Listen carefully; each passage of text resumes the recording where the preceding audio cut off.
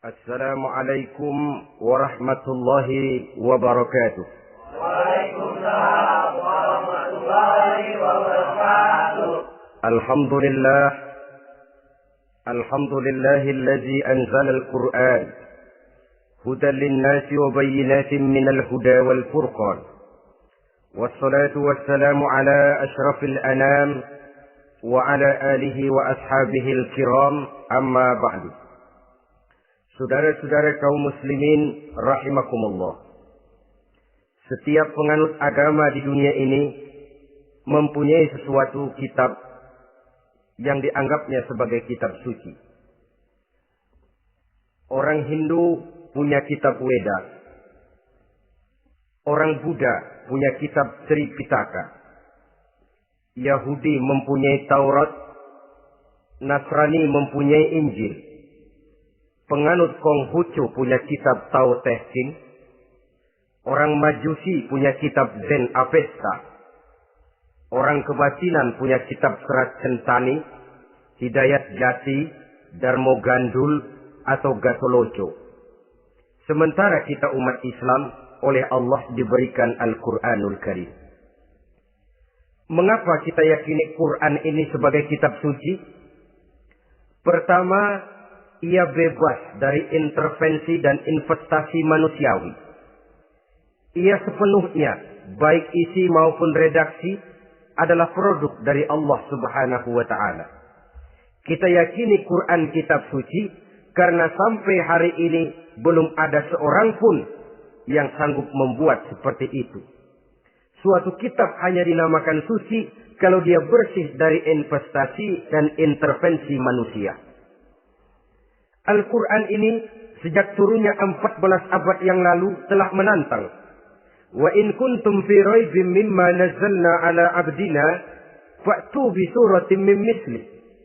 Apabila kamu ragu-ragu terhadap kebenaran Quran yang kami turunkan kepada hamba kami Muhammad, atau kamu menyangka Quran itu cuma bikinan Muhammad saja, cobalah kamu buat satu surah saja semacam Al-Quran. Apabila kamu tidak mampu melakukannya seorang diri, wada'u syuhada'akum, ajak seluruh teman-temanmu. Sejak tantangan ini turun 14 abad yang lalu, sampai hari ini, tidak seorang pun yang sanggup membuat satu surah saja semacam Al-Quranul Karim. Barangkali belum pernah ada yang coba-coba. Sudah. Di antaranya apa yang dilakukan oleh Musailamah Al-Kadzab. Dia mencoba membuat satu surah semacam Al-Quran yang kalimatnya sudah berbentuk bait-bait syair, tapi isinya jauh panggang daripada api. Yang kedua, kita yakini Quran sebagai kitab suci karena isi dan ajarannya sesuai dengan fitrah manusia. Suatu kitab dinamakan suci kalau ajarannya sejalan dengan fitrah manusia. Misalnya, manusia secara fitrah, kalau dia laki-laki, normal nafsu kepada perempuan, itu fitrah. Perempuan suka kepada laki-laki, itu fitrah. Kalau ada kitab suci, tapi melarang manusia untuk kawin, kesuciannya perlu diselidiki. Quran kitab suci, sejalan dengan fitrah manusia, maka ia menganjurkan manusia yang mampu untuk melangsungkan perkawinan. Contoh lain, secara fitrah manusia perlu makan. Kalau ada kitab suci yang melarang manusia puasa saja siang malam terus menerus, itu kan sama juga nyuruh orang mati. Quran sesuai dengan fitrah manusia, maka dalam Islam puasa wisol, puasa ngableng apa itu istilahnya, puasa nyambung dari pagi sampai sore sampai malam sampai pagi lagi puasa terus, bukan saja tidak boleh, malah haram hukumnya. Kenapa? Itu bertentangan dengan fitrah manusia. Yang ketiga, kita yakini Quran sebagai kitab suci karena isinya tidak kontroversil. Isinya tidak saling bertentangan satu sama lain. Di ayat manapun, Quran mengajarkan Allah itu Esa. Satu kali dia berkata haram, dia akan tetap berkata haram. Isinya tidak kontroversil. Sebab kalau ada kitab suci, di satu pihak mengajarkan Tuhan Esa, di lain ayat mengajarkan Tuhan 3, di lain ayat lagi mengajarkan Tuhan 4, kitab kacau namanya. Bagaimana suatu kitab bernama suci kalau isinya kontroversial satu dengan lainnya? Dari 3 kriteria inilah kita yakini Quran sebagai kitab suci. Masalah yang akan kita bicarakan pada pertemuan kita kali ini, bagaimana sikap kita terhadap Al-Quranul Karim sebagai kitab suci. Berangkat dari sebuah hadis di mana Rasulullah Shallallahu Alaihi Wasallam pernah memberikan tawaran. Beliau bersabda, "Man ja'ala al-Qur'ana amamahu qadahu ila al-jannah, wa man ja'ala al-Qur'ana khalfahu saqahu ila an-nar." Siapa yang menjadikan Quran sebagai imam, maka Quran akan membimbing dia ke dalam surga. Tetapi siapa yang menjadikan Quran sebagai makmum, maka Quran akan mendorong dia ke dalam neraka. Pilihan terserah kita. Siapa yang menjadikan Quran sebagai imam, ditempatkannya Al-Quran di depan, dia ikuti petunjuk dan ajaran Al-Quran, maka Quran akan membimbing dia ke surga. Surga dunia, lebih-lebih lagi surga akhirat.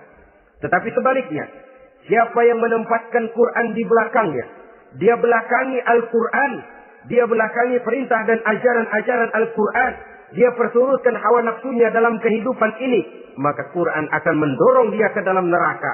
Ya, neraka dunia, lebih-lebih lagi neraka akhirat. Pilihan terserah kita. Saya mau tanya, kira-kira Quran dalam hidup kita jadi imam apa jadi makmum? Imam apa makmum? Kalau Quran jadi imam, artinya kita umat Islam jadi makmum. Resiko dan logika tentu. Makmum harus mengikuti imam. Imam takbir, makmum takbir. Imam ruku, makmum ruku. Imam sujud, makmum sujud. Imam tahiyat, makmum tahiyat. Itu namanya Quran jadi imam, kita jadi makmum. Artinya dalam terjemahannya pada kehidupan, kalau merah kata Quran, merah kita kata. Hijau kata Quran, hijau kita bilang. Ke barat kata Quran, ke barat kita pergi. Ke timur kata Quran, ke timur kita berangkat. Halal kata Quran, halal kata kita.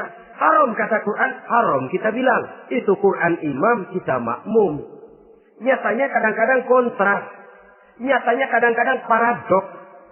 Merah kata Quran, hijau dong kata kita. Halal kata Quran, remeng-remeng kata kita. Ke barat kata Quran, ke timur kita pergi. Dalam praktek kita mau jadi makmum, Quran kita suruh jadi imam. Kita sesuaikan Quran dengan selera kita. Mana-mana ayat yang menguntungkan, mana ayat yang sesuai dengan mau kita, itu yang kita baca kuat-kuat. Itu yang kita canangkan ke tengah masyarakat ramai. Tapi manakala Quran itu bertentangan dengan nafsu kita, bertentangan dengan gaya dan kepribadian kita umpetin itu Quran. Kalau kita cuma umpetin, lumayan. Kadang-kadang kita tuduh Quran ketinggalan zaman. Kita anggap Quran tidak relevan lagi dengan situasi dan kondisi. Kalau sudah begitu, sudah menyeberang terlalu jauh namanya. Saudara-saudara kaum muslimin, rahimakumullah. Inilah makna hadis Nabi yang diriwayatkan dari Imam Ali bin Abi Thalib. Bersabda Rasul, "Man qara'al Qur'ana fastazharahu fa ahalla halalahu wa harrama haramahu adkhalahul jannah." Barang siapa yang membaca Al-Quran, lalu memperhatikannya, kemudian menghalalkan yang halal, dan mengharamkan yang haram, maka Allah akan memasukkan orang itu ke dalam surga. Ya surga dunia, ya surga akhirat. Apabila kita renungi hadis ini, maka untuk berimam kepada Al-Quran, ada 3 jalan utama yang harus kita laksanakan. Pertama dari kalimat man qara'al Qur'an. Barang siapa yang membaca Al-Quran. Ini artinya siapa yang ingin menjadikan Quran sebagai imam di dalam kehidupan. Jalan pertama yang harus ditempuhnya menanamkan kegemaran membaca Al-Quranul Karim. Al-Quran gharibun fima baina qaumin la yaqra'una. Quran akan jadi asing. Quran akan jadi aneh kalau terletak di tengah rumah orang Islam yang tidak suka membaca Al-Quranul Karim. Jadi langkah pertama, tanamkan kegemaran membaca Al-Quran. Saya tidak menyalahkan kalau remaja kita gandrung kepada Stevie Wonder. Baik kalau mereka senang kepada suara emasnya Michael Jackson. Atau suaranya Madonna. Tapi kalau sampai harus mengalahkan kecintaan mereka kepada membaca Al-Quran, ini ironi. Sebagai orang tua, kalau anak-anak kita buta huruf Latin, katanya menghambat pembangunan. Bahkan pemerintah saja menggalakkan bebas 3B itu. Buta aksara diantaranya. Supaya rakyat bisa membaca huruf Latin. Kalau anak-anak kita buta huruf Latin, katanya menghambat pembangunan. Bagaimana kalau anak-anak kita buta huruf Quran? Jelas saja menghambat proses kesadaran dan kebangkitan dari dunia Islam itu sendiri. Satu contoh ringan. Dulu sebelum pembangunan merata, listrik belum lagi masuk desa, kampung gelap, rumah pakai lampu minyak. Kalau kita masuk kampung, terasa banyak orang Islam. Kenapa? Di rumah sebelah sana kita dengar anak muda sedang latihan baca rawi. Sebelah sini ibu-ibu sedang selawatan. Di rumah sana remaja sedang baca Quran. Pembangunan maju, listrik masuk desa. Alhamdulillah. Tapi apa yang kemudian terjadi? Proses pergeseran nilai. Setelah listrik masuk desa, radio main kenceng-kencengan. Televisi main gede-gedean. Baca Quran sudah barang aneh, langka. Tengoklah sekarang kalau kita masuk kampung, ada yang remaja sedang baca Quran. Rasanya kok aneh, nggak umum. Sesuatu yang baik malah menjadi nilai-nilai keanehan. Saudara-saudara kaum muslimin, rahimakumullah. Tanamkan kegemaran membaca. Dalam satu hadis Nabi pesan, nawiru buyutakum bitilawatil Quran.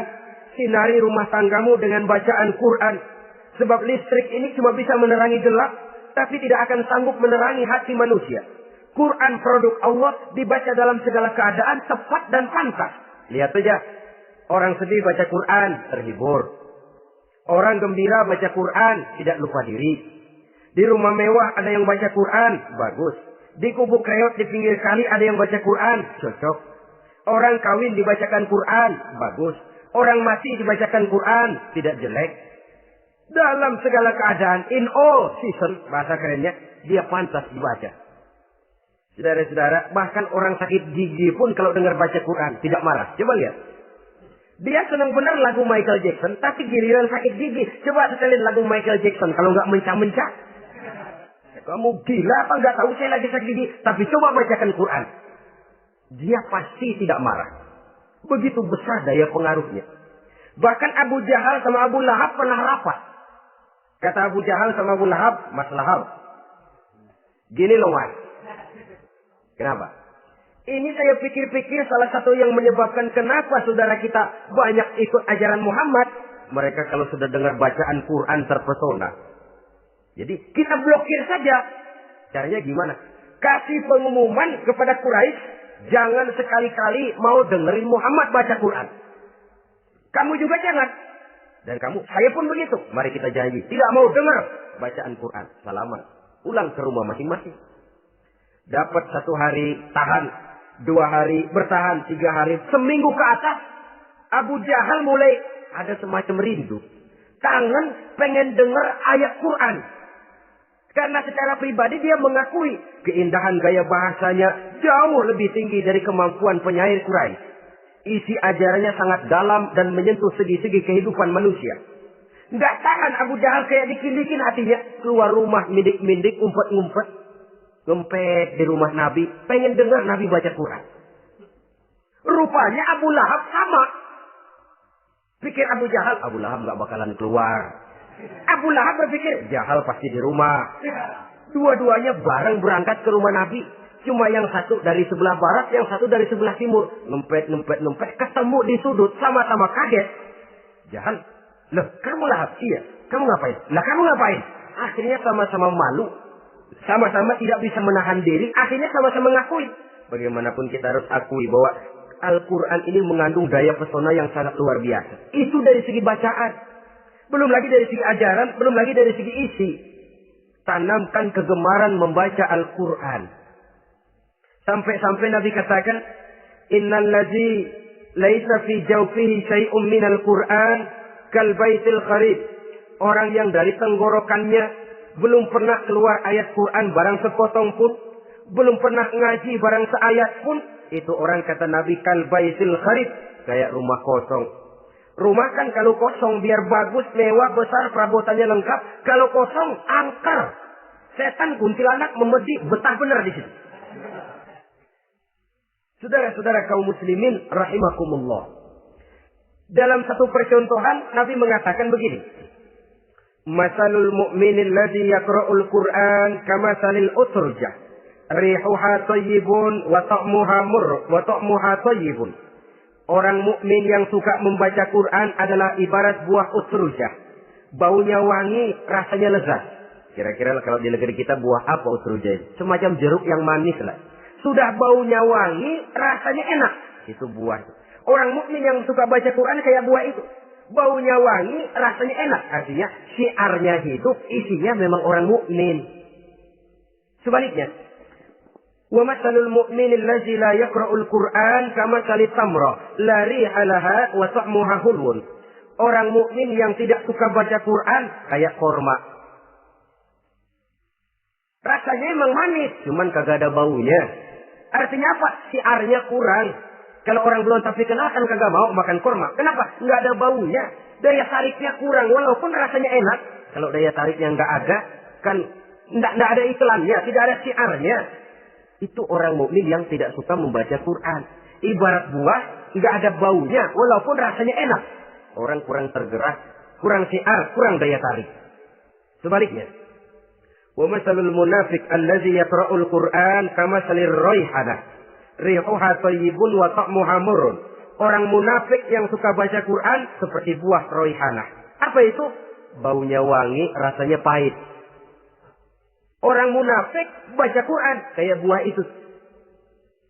Baunya sih enak, cuman rasanya pahit. Yang munafik baca Quran. Syiarnya sih lumayan, daya tariknya hebat, isinya munafik. Nah, paling jelek orang munafik yang nggak suka baca Quran.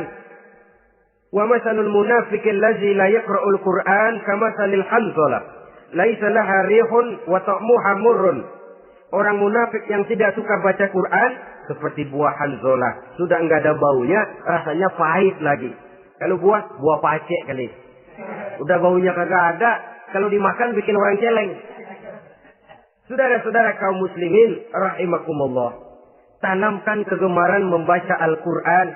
Karena membaca Al-Quran merupakan ibadah yang besar. Bahkan kata Nabi, afdalu ibadati abdi qiraatul Quran. Nilai ibadah yang paling baik dari hambaku adalah ibadah membaca Al-Quran. Dalam sholat pahalanya lebih besar di luar sholat daripada di luar sholat.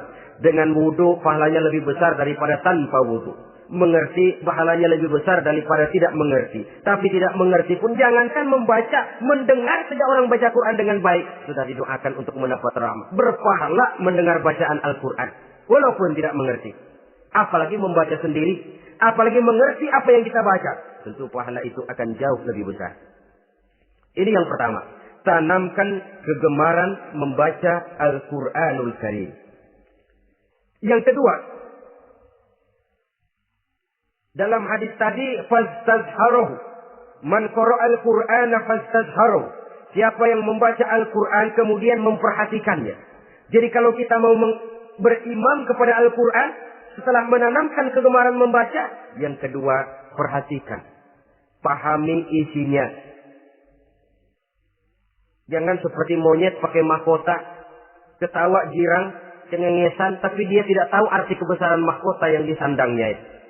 Bangga dengan Al-Quran, tapi apa kandungannya kita tidak mengerti. Untuk memahami Al-Quran ini, caranya bagaimana? Tentu mudah saja. Seperti contoh, kalau kita ingin mengerti caranya bikin tahu, jangan bertanya kepada montir mobil. Montir mobil ahli betul urusan mesin. Tapi kalau urusan tahu, tanya dong tukang tahu. Untuk mengerti rahasia dan seluk-beluk Al-Quran, kita harus bertanya kepada orang yang memahami seluk-beluk Al-Quran. Para ulama, para kiai, para ustadz. Yang kita tahu kualitas keilmuannya, kita yakini loyalitas dan integritasnya kepada Islam ini. Kenapa? Ayat-ayat Quran itu elastis. Dia dibawa kemana saja mau. Ditafsirkan menurut kemauan orang bisa. Paling celaka kalau yang belajar tidak punya dasar, yang mengajar punya maksud lain. Sesat dan menyesatkan. Yang ngajar punya nafsu ambisi. Yang belajar tikus budak. Yang memang tidak punya dasar apa-apa. Sekali belajar langsung tafsir. Cara wudhu yang baik saja belum ngerti. Cara rukuk dan sujud yang baik saja belum bisa. Yang membatalkan sholat apa tidak bisa, tidak ngerti. Sekali langsung. Tidak, supaya kita langsung saja belajar langsung Al-Quranul Karim. Tidak jelek. Cuma akan lebih baik kalau sebelumnya ada unsur penunjang dari nilai-nilai keilmuan dalam Islam ini. Disinilah perlunya menghidupkan majelis-majelis taklim. Sebab kalau Al-Quran hanya dipahami dan dikutak-kutik menurut maunya rasio saja, kekuatan rasio terbatas. Saya akan khawatir nantinya akan timbul pendapat-pendapat di mana Al-Quran disesuaikan dengan otak.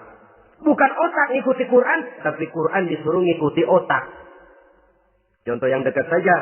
Kalau saudara ngukur kayu pakai meteran, itu kira-kira meteran ikut kayu, apa kayu ikut meteran?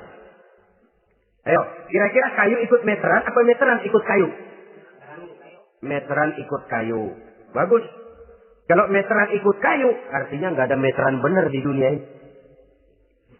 Kayunya kependekan, meterannya dipotong. Kan begitu loh. Meteran ikut kayu namanya. Bukan meteran ikut kayu, tapi kayu yang harus ikut meteran. Otak harus ikut wahyu. Jangan wahyu disuruh ikut otak. Manusia ikut Quran, jangan Quran disuruh ikut manusia. Dan kaum orientalis, ya, orang barat di luar Islam yang mendalami, mempelajari Islam dengan tujuan mencari kelemahan Islam untuk menghantam umat Islam. Itu sengaja mencari ayat-ayat yang mereka kumpulkan untuk menghantam umat Islam. Supaya mereka meragukan Qurannya untuk kemudian pada suatu saat meninggalkan Quran sama sekali. Timbullah pendapat ada ayat Quran yang sudah tidak sesuai lagi katanya dengan situasi dan kondisi. Seolah-olah otak manusia sudah jauh lebih pintar daripada Al-Quranul Karim. Saudara-saudara kaum muslimin rahimakumullah. Inilah yang kita berlindung dari Allah. Sebab secara demikian dengan kata lain kita secara tidak sadar sudah mengurangi kemahamutlakan dan kesempurnaan dari Allah Subhanahu wa taala. Untuk memahami Al-Quran, maka kita harus bertanya kepada ahlinya, mengaji, menghidupkan majelis-majelis taklim. Jangan sampai Al-Quran menjadi awam di tengah masyarakat Islam sendiri. Ini jalan yang kedua, memahami isinya.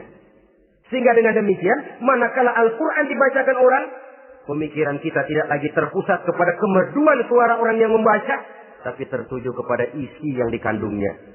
Sehingga dalam kondisi semacam itu, boleh jadi tiap kali dibacakan Al-Quran, nilai iman makin tambah. Kita dengar orang baca, Alam tara kaifa fa'ala rabbuka bi ashabil fil. Terbayang oleh kita bagaimana Raja Abrahat dengan pasukannya mau menghancurkan Ka'bah. Bagi Allah cukup menurunkan burung ababil, hancur lebur Abrahat, raja besar dengan seluruh pasukan gajahnya, berantakan dibuatnya cuma dengan burung ababil. Allah Maha Besar, Allah Maha Kuasa. Tambah iman. Kalau tidak, ya seperti yang banyak terjadi. Quran menceritakan azab, kita malah kesenangan. Walakum azabun alim. Kamu akan mendapat azab yang pedih. Kita teriak di pojokan, toyet, toyet. Allah, alhamdulillah. Digambarkan azab malah baik-baik. Bahwa kita suka, kita gemar kepada bacaan Quran dengan suara yang merdu, alhamdulillah. Akan lebih baik lagi kalau kita mengerti apa yang dibacanya. Sebab perintah membaca tersirat makna perintah untuk memahami. Perintah memahami tersirat makna untuk mengamalkan. Dengan kata lain, kita hanya bisa mengamalkan Quran dengan baik kalau kita mengerti isinya. Kita hanya bisa mengerti isinya kalau kita rajin membacanya. Baik membaca yang tersirat, baik membaca yang tersurat dengan petunjuk para alim ulama, para kiai, dan orang-orang yang ahli di bidang itu. Saudara-saudara kaum muslimin rahimakumullah. Inilah jalan kedua. Upayakan memahami isinya. Hidupkan kajian-kajian agama. Hidupkan majelis-majelis taklim. Jangan sampai Al-Quran asing di hati kita sendiri. Jangan sampai kita awam terhadap makna kandungan dan ajaran Al-Quran. Sementara kita yakini bahwa dialah yang akan bisa membimbing kita menuju kebahagiaan sejak dari dunia sampai ke akhirat nanti. Jalan ketiga untuk berimam kepada Al-Quran. Setelah menanamkan kegemaran membaca, lalu berupaya memahami isinya. Yang ketiga adalah mengamalkannya dalam kehidupan sesuai dengan kemampuan yang kita miliki. Quran tidak akan membawa berkah kalau ajaran yang terkandung di dalamnya kita baca, tapi kemudian kita injak-injak dalam praktek kehidupan. Quran mengatakan riba haram, tapi praktek kita dalam hidup malah senang betul kepada riba. Quran mengajarkan jagalah kesatuan persatuan dan ukhuwah Islamiyah. Praktek yang kita lakukan malah centang perenang, malah saling bertolak belakang, malah kadang menjegal kawan seiring, menggunting dalam lipatan, ramai kita dengan kita. Lalu kelemahan pun menjadi kenyataan di mana-mana.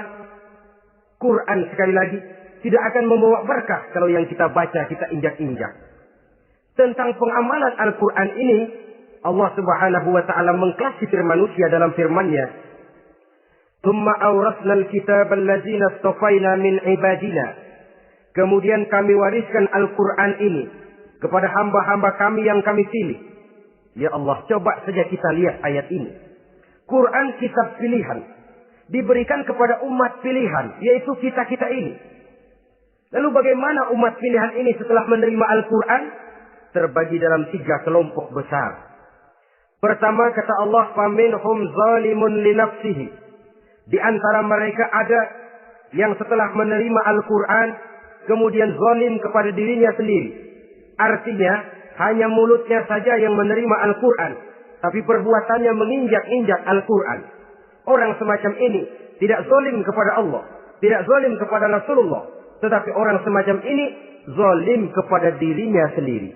Dia terima Quran dengan mulutnya, tapi dia injak-injak Quran dengan perbuatannya. Na'udzubillah summa na'udzubillah. Kelompok yang kedua, faminhum muqtasid. Di antara mereka ada yang setelah menerima Al-Quran lalu muqtasid. Muqtasid ini 50-50. Ngambil jalan tengah. Ajaran Quran dipakai, ajaran setan dikerjain. Artinya juga perintah Quran oke, larangan Quran ho-oh. Saudara-saudara, malaikat bingung bagaimana montennya nih anak ini. Perintah Quran dikerjain, larangan Quran juga dikerjain. Ini muqtasid. Nah, yang ideal adalah golongan yang ketiga kata Allah, wa minhum sabiqun bil khairati biiznillah. Di antara mereka ada lagi yang setelah menerima Al-Quran lalu berlomba-lomba melaksanakannya, berlomba-lomba mengamalkan kebaikan, dan itu hanya bisa terjadi biiznillah, dengan izin dari Allah. Hidayah, saudara-saudara. Berapa banyak orang yang mengerti Quran tapi hidupnya jauh dari cahaya Quran. Berapa banyak orang yang ahli Quran tapi cahaya Quran tidak menerangi kehidupannya. Berapa banyak orang yang ahli hukum tapi bikin bingung masyarakat dengan fatwanya.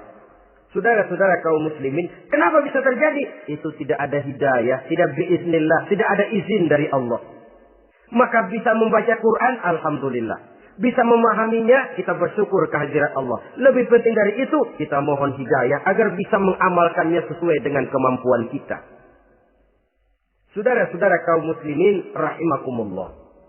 Mana yang lebih banyak di zaman kita sekarang ini? Kita bisa analisa. Ada yang menerima Quran hanya dengan mulutnya saja. Kalau ditanya, Tuhanmu siapa? Allah. Kiblatmu mana? Ka'bah. Saudaramu siapa? Umat Islam. Kitab sucimu apa? Quran. Kamu bisa baca? Enggak. Ya, kalau cuma enggak bisa baca, barangkali kadang-kadang Quran saja pun tidak punya. Ini yang ironi, ini yang menyedihkan. Saudara-saudara kaum muslimin rahimakumullah. Tanpa melaksanakan konsepsi Al-Quran di dalam kehidupan, maka kesenangan kita membacanya, pengertian kita tentang Al-Quran, barangkali tidak akan bisa berbuat terlalu banyak di dalam kehidupan. Maka sekarang ini sudah ada terjemahan Quran dalam bahasa Indonesia, dalam bahasa daerah, dalam bahasa Inggris, Belanda, bahkan Jerman. Yang masih harus terus dan selalu ditingkatkan terjemahan Quran di dalam kehidupan. Dengan kata lain, kita umat Islam menunggal dengan Quran kita. Jangan cuma jadi kebanggaan Islam tinggi, tidak ada yang lebih tinggi dari Islam. Quran kitab suci, tidak ada yang bisa menandinginya. Qurannya, tapi umatnya, kadang-kadang kita ini jauh panggang daripada api. Kita bersyukur musabaqah tilawatil Quran dihidupkan dengan biaya bermiliar rupiah.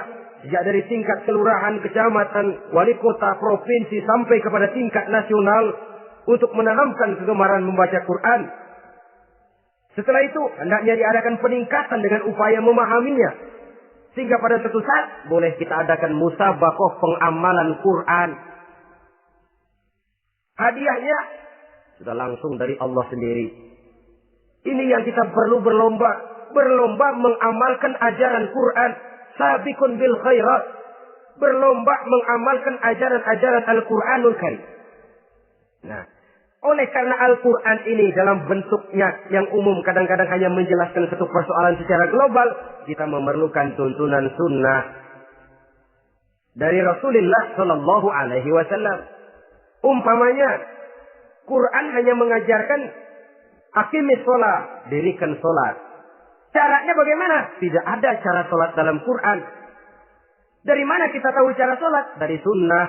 Itu sebabnya selain Al-Quran sebagai sumber utama, kita memerlukan sunnah. Bahwa sholat pakai takbiratul ihram di Quran tidak ada. Bahwa sholat pakai tahiyat dalam Quran tidak ada. Jadi kalau orang cuma Quran saja, tidak ada sunnah itu, ya bagaimana kita bisa sholat? Quran cuma mengatakan wa atimul hajja wal umrata lillah, laksanakan haji dan umrah karena Allah. Bagaimana manasik haji? Bagaimana cara sa'i? Bagaimana cara wukuf? Bagaimana cara melontar? Tidak ada dalam Quran. Yang memuat itu tidak lain sunnah. Untuk memahami Quran dan sunnah ini, kita memerlukan orang yang menguasai Quran dan sunnah. Oleh karena itu, kita perlu petunjuk kepada para ulama. Itu sebabnya Quran sendiri mengatakan, wa in tanaza'tum fi syai'in farudduhu ila Allahi wa rasulih. Apabila kamu berbeda pendapat tentang suatu persoalan, kembalikan kepada Allah dan Rasulnya. Kembalikan kepada Allah, artinya kembalikan kepada Quran. Kembalikan kepada Rasul, maksudnya kembalikan kepada sunnah. Siapa yang mengerti Quran dan sunnah? Para ulama yang kualitas ilmunya kita yakini, loyalitas dan kredibilitas serta integritas keislamannya bisa menjadi panutan. Saudara-saudara kaum muslimin rahimakumullah. Dengan demikian, kalau orang berkata langsung saja memahami Quran, sekarang kan sudah banyak terjemahannya, tidak usah lewat ulama-ulamaan. Saya tidak mencela, cuma agak mengkhawatirkan. Kalau dia memahami Quran cuma sekedar lewat terjemahannya saja, sangat mungkin jadi dia bisa salah paham. Kita memerlukan bantuan sunnah, kita memerlukan petunjuk para ulama yang menguasai di bidang itu. Kembalikan kepada Quran dan sunnah, artinya bertanya kepada orang yang memahami Quran dan sunnah. Loh, dengan begitu kan akan terjadi perbedaan pendapat. Perbedaan pendapat sesuatu yang halal sepanjang tidak menyebabkan kita berpecah belah. Halal berbeda pendapat. Asal diletakkan pada proporsinya. Apalagi kalau perbedaan pendapat itu cuma masalah teknis, bukan masalah prinsip. Kenapa tidak pulang saja kepada tuntunan Quran? Lana a'maluna walakum a'malukum. Kami akan mengamalkan amalan yang kami yakini benarnya. Saudara persilakan mengamalkan amalan yang saudara yakini benarnya. Sama-sama punya alasan, sama-sama punya dalil. Tidak usah saling menyalahkan. Tidak usah saling mengklaim, merasa yang paling benar, orang lain salah semua. Kemukakan argumen, jangan sentimen. Harus dengan semangat mencari kebenaran, bukan untuk mencapai kemenangan. Kalau sentimen lebih penting dari argumen. Kalau kemenangan lebih diutamakan dari mencari kebenaran, yang berlaku kadang-kadang gengsi. Kalau sudah gengsi, yang bicara emosi. Kalau sudah emosi, istilah kita di kampung, ngambek. Gedean ilmunya sama ambeknya. Kadang-kadang, saya kalau nggak jadi imam, nggak mau sembahyang di situ. Kalau nggak jadi imam, orang lain dianggapnya kagak sah sembahyangnya. Oh, pokoknya kalau nggak ngaji sama saya, Islamnya kurang benar. Mengklaim. Perbedaan pendapat wajar, halal, asal tidak menyebabkan kita berpecah belah. Dan sewajarnya kita lebih berusaha mencari titik pertemuan, memperbesar persamaan, dan bukan mengutak-utik perbedaan. Kadang-kadang inilah penyakit kita nih. Satu kunut, satu tidak sembahyang subuhnya. Bisa RT. Satu usoli, satu tidak, bisa RW. Satu azan sekali Jumatan, satu dua kali, bikin masjid lagi. Kenapa bukan persamaannya yang dicari? Kenapa justru perbedaannya yang diperbesar? Yang masalah macam ini sampai kiamat tidak pernah selesai. Kan lebih baik kalau kita ditanya orang, Pak, sholat subuh itu pakai kunut apa tidak sih? Kalau saya pakai. Kalau yang tidak pakai kunut bagaimana Pak? Betul, kata yang tidak pakai. Jadi yang pakai kunut betul, betul karena saya pakai kunut. Yang tidak juga betul, betul kata yang tidak pakai. Kalau yang kunut betul, yang tidak kunut betul, lalu yang salah yang mana Pak? Yang salah yang subuh nggak sembahyang. Lebih objektif, proyek garapannya ada, umat tidak berpecah belah. Yang konyol kadang-kadang khutbah Jumat pakai membongkar khilafiyah, menghantam tahlil, menghantam kunut. Selesai sembahyang Jumat, apa yang terjadi? Umat resah, masyarakat gelisah, polemik timbul, masalah tidak terselesaikan. Orang jadi khotib itu raja dalam mimbar Jumat, siapa yang mau bantah dia? Kalau memang mau buka itu persoalan khilafiyah, buka dalam forum khusus. Adakan pengajian, jelaskan masalahnya secara luas, mendasar. Jangan mengklaim dan memponis. Berikan kebebasan kepada umat untuk menilai. Masalahnya selesai, yang tidak puas bisa bertanya. Saudara-saudara, sudah lewat masanya kita meributkan soal itu. Sudah datang waktunya di mana kita lebih mementingkan dan membicarakan masalah-masalah yang lebih mendesak dihadapi oleh umat. Kemiskinan misalnya. Kebodohan misalnya. Keterbelakangan umpamanya. Peluang untuk mendapatkan pendidikan yang layak bagi anak-anak kita yang berotak cerdas tapi tidak punya kemampuan ekonomi umpamanya. Itu akan lebih objektif ketimbang kita membicarakan masalah-masalah yang sampai kiamat tidak akan pernah selesai. Yang hanya akan menyebabkan kita menjadi lemah, persatuan koyak, solidaritas sosial lalu menurun, saling curiga menjadi tumbuh karenanya, dan pada akhirnya kita tidak akan pernah bisa berbuat banyak. Untung kalau tidak menjadi tertawaan bagi orang yang berdiri di luar pagar. Saudara-saudara kaum muslimin rahimakumullah. Sekali lagi, Al-Quran tidak akan membawa berkah kalau yang kita baca, kita injak-injak. Oleh karenanya, untuk berimam kepada Quran ini, sekali lagi pertama, tanamkan kegemaran membaca. Yang kedua, upayakan memahami isinya melalui bimbingan orang yang ahli bidang itu. Yang ketiga, amalkan sesuai dengan kemampuan. Sebab itu ada prinsip, kalau isi suatu hadis nampaknya bertentangan dengan otak, kesohihan hadis itu boleh diperiksa. Tapi kalau ayat Quran nampaknya bertentangan dengan otak, otaknya yang harus diperiksa. Jangan Qurannya lalu disesuaikan dengan otak. Sebab kalau kita sudah berani berteori, ada ayat Quran yang tidak sesuai dengan keadaan. Ayat yang mana? Yang ini. Tahun depan tambah lagi. Tahun depan tambah lagi. Makin lama makin habis Al-Quran itu. Yang perlu diperbarui cara kita memahami Quran. Bukan dengan mengemukakan teori ayat Quran kehilangan relevansi. Cara kita memahami barangkali yang kurang relevan. Dalam situasi, dalam konteksnya dengan situasi dan kondisi. Jangan lupa, Al-Quran ini kan untuk semua umur. Dia bisa dipahami secara filosofis. Dia bisa dipahami dengan kacamata orang awam. Tingkat kemampuan berpikir orang tidak semuanya sama. Kalau semua orang kita mau ajak berfilsafat, merenung dalam-dalam, menerawang tinggi-tinggi, ialah buat mereka yang terjangkau oleh perguruan tinggi. Tapi buat saudara-saudara kita, pedagang-pedagang kecil, petani di desa-desa terpencil, remaja-remaja yang jauh dari sentuhan teknologi canggih, sanggupkah mereka berpikir filosofis? Sementara mereka merupakan bagian terbesar dari kondisi umat ini. Saudara-saudara kaum muslimin, oleh karenanya, ditentang membaca, memahami dan mengamalkan, Rasulullah Shallallahu Alaihi Wasallam pernah memberikan sugesti. Beliau bersabda, "In aradtum aisas su'ada," apabila kamu menginginkan kehidupan yang bahagia, hidup seperti hidupnya orang-orang yang bahagia.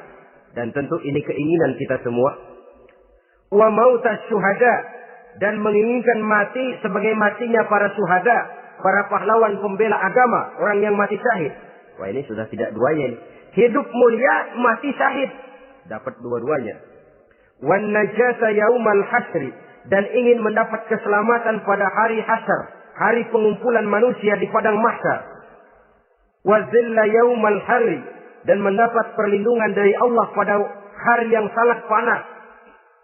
Wal huda minadh dhalalah, dan mendapat petunjuk dari kesesatan. Nah, ini keinginan semua orang. Kan yang kita cari apa sih? Hidup bahagia. Biar tidak kaya asal bahagia, sudah enak. Lalu apa lagi? Matinya sebagai syahid. Kemudian di hari pengumpulan nanti mendapat keselamatan. Lalu pada saat orang lain kepanasan kita mendapat perlindungan.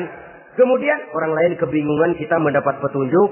Kalau ini yang diinginkan kata Nabi, resepnya fa'azimu qira'atal Qur'an.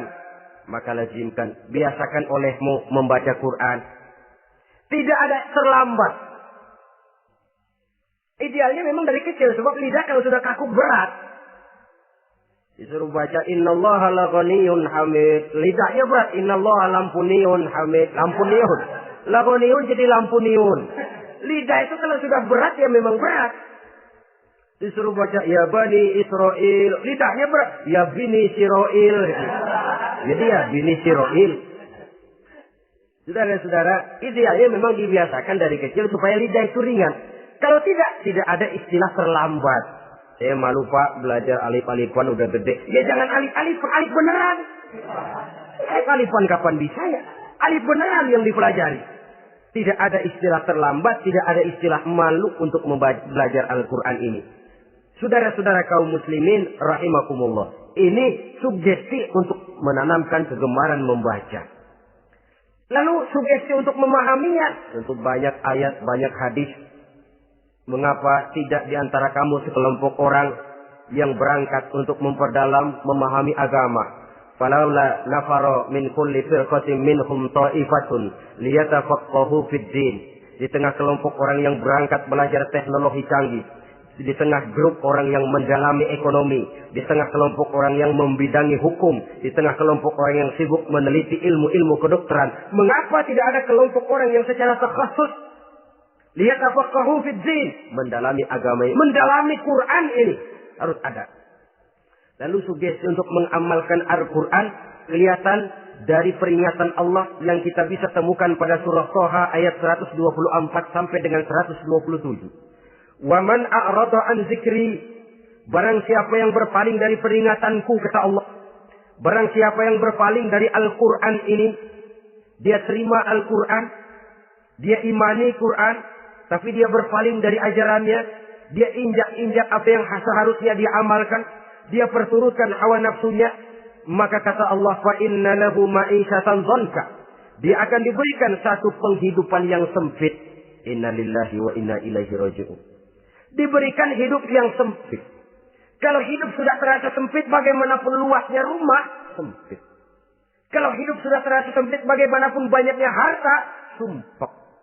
Kalau sudah hidup ini terasa sempit, bagaimanapun luasnya pergaulan, tidak ada tempat kita bertanya, melarikan persoalan, membagi rasa. Siapa yang berpaling dari Quran, dia akan diberikan penghidupan yang sempit. Bukan dagangnya tidak untung, bukan kerjanya tidak digaji, tapi kesempitan hati lebih bahaya loh dari kesempitan ekonomi.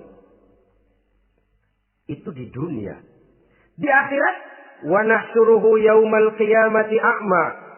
Di akhirat nanti dia akan dikumpulkan oleh Allah dalam keadaan buta. Ya Allah, ya Rasul. Padahal ke akhirat kita baru tumben. Sekali ke akhirat buta. Masya Allah. Di tempat kita lahir saja, kalau tadinya kita melihat, tahu-tahu menjadi buta, kita bingung. Padahal jalan sudah pernah kita lihat, arah sudah pernah kita tahu. Bagaimana di padang mahsyar nanti? Kemana jalan yang akan ditempuh? Kepada siapa kita hendak bertanya? Mana teman, mana istri, mana anak? Buta pula kita. Satu kesengsaraan yang merupakan puncak kesengsaraan. Dikala itu orang yang semacam tadi protes. Rabbi, lima hasyartani a'ma wa qad kuntu basira. Wahai Allah, kenapa hari ini saya dikumpulkan dalam keadaan buta? Padahal ketika di dunia dulu saya melihat, saya menyaksikan gunung yang menjulang tinggi ke angkasa. Saya melihat lautan yang luas terhampar biru membentang. Saya saksikan tanah, sawah luas menguning. Saya saksikan keindahan alam. Di dunia saya melihat Allah. Kenapa sekarang saya dikumpulkan dalam keadaan begini? Protes dia, tidak terima dia. Allah jawab, kadzalika atatka ayatuna fanasitaha. Kata Allah, begitulah memang. Dahulunya waktu di dunia telah datang ayat-ayat kami kepadamu. Telah turun Al-Quran, telah datang agama, fanasitaha. Tapi kamu lupakan dia. Kamu lupakan Quran, kamu lupakan Islam. datang ayat, turun Quran, turun agama. Kamu belaga pilon. Kamu belaga nggak tahu. Wa kadzalikal yauma tunsa. Maka hari ini pun begitulah kamu dilupakan. Sebagaimana dulu waktu di dunia. Kamu telah melupakan ayat-ayatku. Melupakan kitabku. Melupakan ajaran-ajaranku. Hari ini kamu pun dilupakan. Seolah-olah Tuhan cuma nggak bilang. Mereka protes, Tuhan, kenapa saya buta padahal di dunia saya melihat? Kata Tuhan, kalau bahasa kita, lu rasain. Lu sih, kenapa dulu di dunia? Pura-pura nggak lihat. Kenapa waktu di dunia? Pura-pura nggak tahu. Kenapa waktu di dunia? Kamu lupakan Quran. Maka hari ini pun engkau kami lupakan. Wa kadzalikal yauma tunsa. Wa kadzalika najzi man asrafa wa lam yu'min bi ayati rabbih wal azabul akhirati asad wa abqa. Demikianlah kami membalas orang yang berlebih-lebihan, orang yang melampaui batas dan tidak mau beriman kepada ayat-ayat Tuhannya, dan sungguh siksa akhirat itu lebih dahsyat dan lebih kekal. Siksa dunia mungkin kelaparan, kekurangan ekonomi, kekurangan pakaian, tapi berapa hari paling lama seumur manusia? 70 tahun umur kita, ya paling lama begitulah. Tapi siksa akhirat, kesengsaraan akhirat, kesengsaraan neraka, asyaddu wa abqa, lebih dahsyat dan lebih kekal. Di zaman sekarang orang bukan cuma berbuat potong kompas, berpikir pun potong kompas, berpikir pun ngambil jalan pintas. Dia lebih memilih kesenangan yang sedikit dengan mengorbankan kesenangan yang abadi. Dia mengejar surga yang sebentar dengan menghancurkan surga yang kekal. Dicarinya surga dunia, hidup cukup, rumah bagus, makan bagus, pakaian bagus, istri bagus, dengan menghalalkan segala macam cara, berpaling daripada kehidupan agama, lalu menginjak-injak Al-Quranul Karim. Kita berlindung kepada Allah. Jangan sampai dimasukkan dalam kelompok yang di akhirat nanti dibangkitkan dalam keadaan buta. Na'udzubillah, summa na'udzubillah. Di sini kita terkesan dengan apa yang dikatakan Sayyid Muhammad Abduh. Al-Islam mahjubun bil muslimin. Kebesaran Islam kadang-kadang tertutup oleh tingkah laku umat Islam sendiri. Keluhuran dan kesempurnaan Al-Quran tertutup oleh kebodohan umat Islam. Sedangkan untuk mengungkapkan rahasia Al-Quran ini diperlukan keahlian yang kompleks. Saudara yang di Fakultas Teknik belajar teknologi, ungkap buka rahasia Quran di bidang teknologi. Saudara yang di bidang kedokteran, ungkap buka rahasia Al-Quran di bidang kedokteran. Saudara yang ahli geologi, pelajari struktur kulit bumi dengan mengungkap rahasia Al-Quran. Sehingga pengkajian kita tentang teknologi, pengkajian kita tentang angkasa luar, pengkajian kita tentang anatomi manusia akan berakhir kepada Subhanaka ma khalaqta hadza batila. Ya Allah, tidak satu pun yang engkau ciptakan ini sia-sia. Perut bumi mengandung minyak, timah, kekayaan yang berharga untuk manusia. Mempelajari angkasa luar bisa memahami musim dan menyelamatkan manusia. Mempelajari rimba belantara, teknologi canggih, akhirnya akan memperkuat nilai-nilai iman. Menerjemahkan ajaran Quran lewat disiplin ilmu yang kita kuasai masing-masing. Untuk kemudian bekerja sama, bahu-membahu dalam rangka mengimani Al-Quran. Mengamalkan Al-Quran. Dan mengawal keluhuran Al-Quranul Karim. Yang atas dasar tuntunannya kita hidup. Untuknya kita berjuang. Dan dalam bimbingannya kita ingin kembali menghadap Allah Subhanahu wa Ta'ala. Inilah pertemuan yang singkat ini. Mudah-mudahan kita diberikan kekuatan oleh Allah untuk berimam kepada Al-Quran. Menjadikannya sebagai